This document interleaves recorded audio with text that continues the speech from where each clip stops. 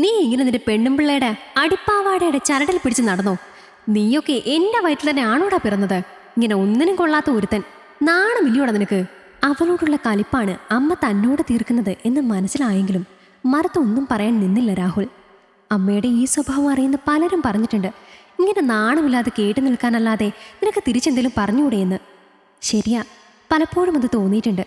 ഒരമ്മയുടെ വായിൽ നിന്ന് കേൾക്കേണ്ടതല്ല കേൾക്കുന്നത് എന്ന് ഓർക്കുമ്പോൾ നാവ് ധരിക്കാറുണ്ട്. പക്ഷെ അപ്പോഴൊക്കെ സ്വയം മനസ്സിനെ അടക്കി നിർത്തും. പറയാൻ എളുപ്പമാണ്, പക്ഷെ പിന്നീട് അത് ഓർത്ത് ദുഃഖിക്കേണ്ട അവസ്ഥ വന്നാൽ. ഒരിക്കൽ പറഞ്ഞതാണ്, അമ്മയ്ക്ക് എന്താ ഇപ്പോൾ പ്രശ്നം? അവൾ വന്നു കയറിയവളാണെന്ന് കരുതി ഇങ്ങനെ കിടന്ന് കഷ്ടപ്പെടുന്നത് എന്തിനാ? അമ്മയ്ക്കും ഇല്ലേ 2 പെൺമക്കൾ? പറയേണ്ട താമസം ആ വാക്കുകൾക്ക് നേരെ പുച്ഛത്തോടെ നീട്ടിത്തുപ്പിയമ്മ. അവളെ പറഞ്ഞപ്പോൾ അവന് നൊന്തു. അല്ലേലോ അത് അങ്ങനെയാണല്ലോ, പറഞ്ഞിട്ട് കാര്യമില്ല. എന്തൊക്കെ പറഞ്ഞാലും അമ്മയോട് സംസാരിച്ച് ജയിക്കാൻ കഴിയില്ലെന്നറിയാവുന്നത് കൊണ്ട് പിന്നെ മൗനം പാലിക്കും. അന്ന് ജോലി കഴിഞ്ഞ് വീട്ടിലെത്തുമ്പോൾ പതിവില്ലാത്ത സംസാരങ്ങൾ ഉമ്മറത്ത് നിന്ന് കേൾക്കാമായിരുന്നു. അപ്പോഴേ മനസ്സിലായി പെങ്ങളിൽ ആരോ വന്നിട്ടുണ്ട് എന്ന്. ഉമ്മറത്തേക്ക് കയറുമ്പോൾ അത്ര നേരം എന്തോ കാര്യമായി സംസാരിച്ചിരുന്ന പെങ്ങൾ പൊട്ടിക്കരഞ്ഞുകൊണ്ട് രാഹുലിൻ്റെ കയ്യിൽ പിടിച്ചു. എന്താ സംഭവം? നീ ഇങ്ങനെ കരയാത്ത കാര്യം പറ. അവളുടെ കൈ വിടുവിച്ചുകൊണ്ട് കാര്യം തിരക്കുമ്പോൾ സാരത്തുമ്പിൽ മൂക്ക് പിഴിഞ്ഞുകൊണ്ട് അവൾ പറയുന്നുണ്ടായിരുന്നു, അത് ഞാൻ എന്നെ കണ്ടുകൂടാ, അതെന്നെ കാര്യം. ഞാൻ എന്തേലും പറഞ്ഞാലും ചെയ്താലും കുറ്റം. എത്രയാണെന്ന് വെച്ച് സഹിക്കുക. അവളുടെ സങ്കടം കണ്ടപ്പോൾ വിഷമം തോന്നിയെങ്കിലും അളിയനെക്കുറിച്ച് നന്നായി അറിയാവുന്നതുകൊണ്ട് അവൾ പറഞ്ഞത് അത്ര വിശ്വസിക്കാനും കഴിഞ്ഞില്ല രാഹുലിന്. നീ എന്താടാ ഇതെല്ലാം കേട്ടിട്ട് പന്തം കണ്ട പെരിച്ചാടിയെ പോലെ നോക്കി നിൽക്കുന്നത്? അവനെന്ന് ഇവളെ തല്ലിയത്രേ. അവിടുത്തെ ആ തള്ള ഓരോ നോതി കൊടുത്ത് തല്ലിച്ചതാകും. അവർക്കറിയാം ഇവിടെ നിന്ന് ആരും ചോദിക്കാൻ ചെല്ലില്ല എന്ന്. ഇവിടെയുള്ള ഒരുത്തിന് പെണ്ണുപിള്ളയുടെ വാലിൽ തൂങ്ങി നടക്കാനല്ലേ നേരമുള്ളൂ. അതമ്മ ഇടയ്ക്കൊന്ന് കൊട്ടിയതാണെന്ന് മനസ്സിലായെങ്കിലും കേട്ട ഭാവം കാണിച്ചില്ല രാഹുൽ. നീ എന്തായാലും പോയി വല്ലതും കഴിക്ക്. ഞാൻ അളിയനെ ഒന്ന് വിളിക്കട്ടെ, ആദ്യം കാര്യത്തിന്റെ ഗൗരവം അറിയണമല്ലോ. അതും പറഞ്ഞ് രാഹുൽ അകത്തേക്ക് നടക്കാൻ തുടങ്ങുമ്പോൾ പിറകിൽ നിന്ന് അമ്മ പറയുന്നുണ്ടായിരുന്നു, ഓ അമ്മയും പെങ്ങളും പറഞ്ഞിട്ട് അവന് വിശ്വാസം വന്നില്ല. അകത്തിരിക്കുന്നവൾ പറഞ്ഞിട്ടുണ്ടാകും അമ്മയും പെങ്ങളും പറഞ്ഞത് കേൾക്കണ്ടെന്ന്. അവള് പറയുന്ന പോലെയല്ലേ ഇപ്പോൾ കേൾക്കൂ, നാശം പിടിച്ചവൻ. അതിലൊന്നും ചെവി കൊടുക്കാതെ അവൻ അകത്തേക്ക് പോയപ്പോൾ അമ്മ മകളെ നോക്കിക്കൊണ്ട് പറയുന്നുണ്ടായിരുന്നു, ഇച്ചിരി നാണമുണ്ടെങ്കിൽ നാളെ അവൻ നിന്റെ കെട്ടിനെ കണ്ട് 4 പറയും, നോക്കിക്കോ എന്ന്.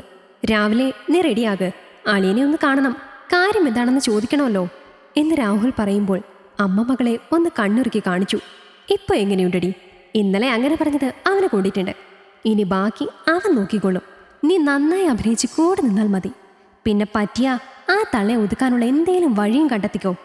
അമ്മ പറയുന്നത് അക്ഷരപ്രതി അനുസരിച്ച് രാഹുലിൻ്റെ കൂടെ ഇറങ്ങുമ്പോൾ അമ്മ പിറകിൽ നിന്ന് എന്തോ ആംഗ്യം കാണിക്കുന്നുണ്ടായിരുന്നു അവളോട്. ദേവൻ പുറത്തേക്കിറങ്ങാൻ തുടങ്ങുമ്പോഴായിരുന്നു രാഹുലിൻ്റെ കാർ മുറ്റത്ത് വന്നു നിന്നത്. മുന്നിൽ ഭാര്യയെ കൂടെ കണ്ടപ്പോൾ ദേഷ്യം വന്നെങ്കിലും രാഹുലിനെ ഓർത്ത് സംയമനം പാലിച്ചു അവൻ. അളിയൻ വാ. ദേവൻ രാഹുലിനെ അകത്തേക്ക് ക്ഷണിക്കുമ്പോൾ കൂടെ അവളും അകത്തേക്ക് കയറാൻ തുടങ്ങി. നീ എങ്ങോട്ടാ? നീ ഇങ്ങോട്ടിനി കയറണോ വേണ്ടേന്ന് ഞാനൊന്ന് ആലോചിക്കട്ടെ.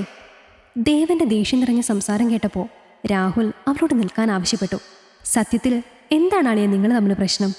എന്നും പ്രശ്നമാണെന്നോ അളിയൻ അവളെ തല്ലിയെന്നൊക്കെ അവൾ പറയുന്ന കേട്ടു. രാഹുൽ വളരെ കൂളായിട്ടായിരുന്നു സംസാരിച്ചത്. ശരിയാ, ഒന്ന് കൊടുത്തു. പക്ഷെ അതിലെനിക്ക് ദുഃഖമുണ്ട്.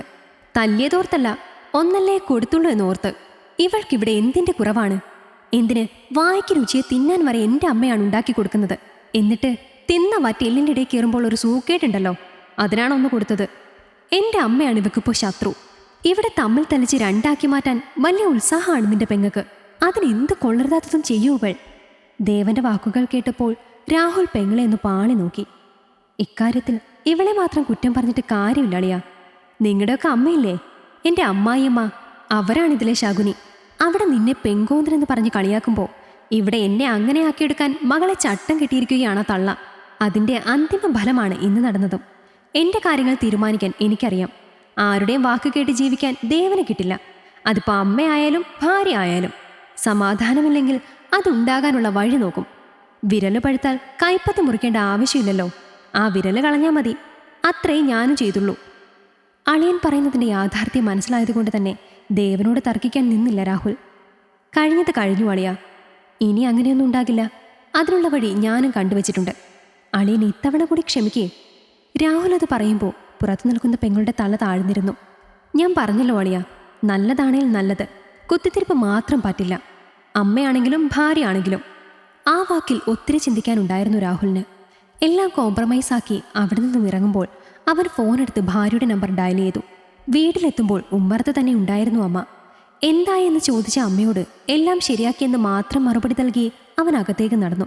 ഉടനെ തന്നെ കയ്യിൽ പെട്ടിയുമായി അവനോടൊപ്പം പുറത്തേക്ക് വരുന്ന രാഹുലിനെ കണ്ടപ്പോൾ പുച്ഛത്തോടെയാണ് അമ്മ ചോദിച്ചത്, ഓ, രണ്ടും കൂടി പെട്ടിയും പൊക്കണോടുത്ത് എങ്ങോട്ടാണാവോ? ഭാര്യ വീട്ടിൽ പുറത്തേക്ക് പോവാണോ? അമ്മയുടെ കളിയാക്കൽ കേട്ടപ്പോൾ അവനൊന്ന് ചിരിച്ചു. പിന്നെ പെട്ടിയുമായി അവളോട് കാറിൽ കയറി ഇരിക്കാൻ ആവശ്യപ്പെട്ടു. അവൾ പോയപ്പോൾ പുഞ്ചിരിയോടെ തന്നെ രാഹുൽ അമ്മയ്ക്കരികിലെത്തി.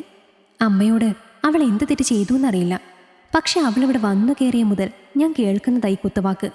ഇവിടെ മരുമകളെ ഒതുക്കാൻ നടക്കുന്ന അമ്മ തന്നെ മകളോട് അമ്മായിയമ്മയെ ഒതുക്കാൻ പറയുന്നത് വലിയൊരു പ്രതിഭാസമാണ്.